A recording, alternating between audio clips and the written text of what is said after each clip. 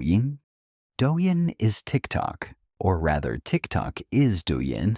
They're made by the same company, ByteDance, but they run completely separately. Different algorithms, different content, different servers. Douyin launched in 2016 and grew explosively. By early 2024, it had around 755 million monthly active users in China alone, with the average user spending more than 2 hours a day on the app. It is used by roughly 78% of the entire Chinese internet population. The core format is the same short vertical video you know from TikTok, 15 seconds to a few minutes, driven by a powerful recommendation algorithm that learns your preferences almost instantly. E-commerce is baked directly into the experience. Creators can pin products to their videos, and viewers can buy without leaving the app. RedNote. You might have actually heard of this one very recently. In January 2025, when TikTok faced a potential ban in the United States, hundreds of thousands of American users flooded onto a Chinese app called RedNote, or Xiaohongshu. Almost overnight, it briefly hit #1 on the US App Store. TikTok refugees, they called themselves. The app was founded in Shanghai in 2013, originally as a shopping guide for Chinese tourists buying luxury goods abroad. Today, it has over 300 million monthly active users, and it's become the dominant lifestyle platform in China, particularly among young urban women. The best way to describe it, imagine Instagram for photos and short videos, merged with review platform like Yelp. Powered by a discovery algorithm like TikTok, users post notes, photo or video reviews of products, restaurants, travel destinations, skincare routines, fitness regimes, anything that improves your life. The content feels personal and peer-to-peer, not influencer polished, not brand produced, real people, real experiences. WeChat. If you're not Chinese, your phone probably has 20 different apps, one for messaging, one for payments, one for food delivery, one for news, one for banking. In China, there's one app for all of that. That app is WeChat. Launched by tech giant Tencent in 2011, WeChat now has over 1.4 billion monthly active users. That is more than the entire population of China, because overseas Chinese communities use it too. It is, without question, the backbone of digital life in the country. But calling it a messaging app is like calling a Swiss Army knife a tiny blade. Yes, WeChat has messaging, but it also has WeChat Pay, one of the most widely used mobile payment systems on Earth, accepted everywhere from luxury malls to roadside vegetable stalls. It has Moments, a social feed similar to Facebook's timeline, where posts are only visible to mutual contacts.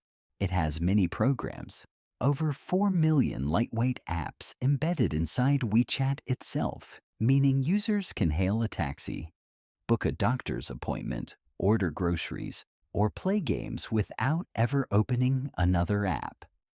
For the average Chinese person, losing access to WeChat would feel like losing their phone, wallet, and social life simultaneously.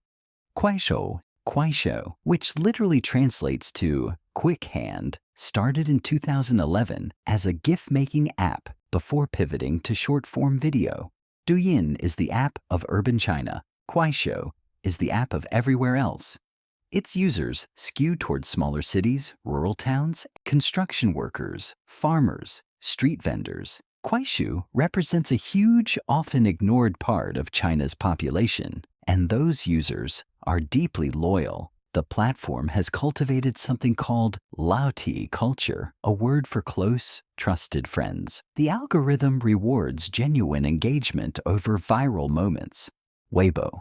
If WeChat is the private conversation, family group chats, work colleagues, close friends, then Weibo is the megaphone. Launched in 2009 by Sina Corporation, Weibo, which literally just means microblog in Chinese, is the closest thing China has to X. The core format will feel familiar: short public posts, hashtags, retweets, comments. Weibo has evolved to support long-form articles, short videos, live streaming, and even e-commerce links. Weibo is almost always where the public reaction happens first. There's also a verification system similar to the old Twitter blue tick. Individual celebrities get an orange V. Organizations and brands get a blue V. This matters in an environment where impersonation and misinformation can spread quickly. The platform has faced some headwinds as younger users shift time toward Douyin and RedNote.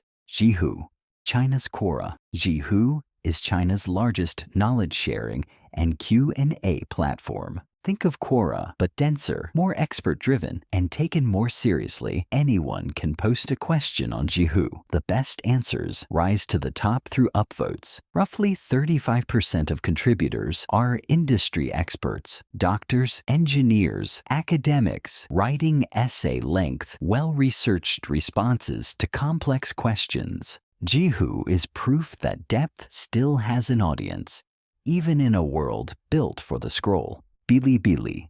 Bilibili started as a niche platform for anime, comics, and gaming fans. Has expanded well beyond its anime origins into education, science, music, lifestyle, and documentary content.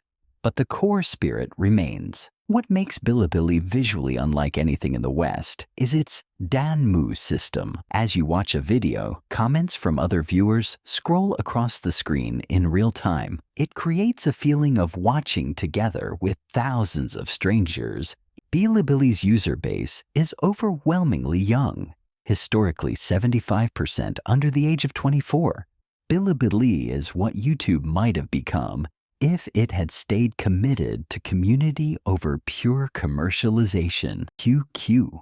Before WeChat, before Douyin, before any of the apps on this list, there was QQ. Launched in 1999 by Tencent, is older than the iPod, older than Facebook by 5 years. Here's the key thing to understand. While WeChat is the super app for daily life and work, QQ has carved out a distinct niche as the playground for youth. Its core demographic is Gen Z, teenagers and college students who use QQ precisely because their parents and bosses aren't on it. It has messaging, group chats, voice, and video calls. But it also has QQ Space, a social feed where users post status updates, blog-style diaries, and photo albums that friends can like and comment on. Perhaps the most culturally distinctive feature, QQ lets users create and customize cartoon avatars, buy virtual accessories, and personalize their profiles with themes.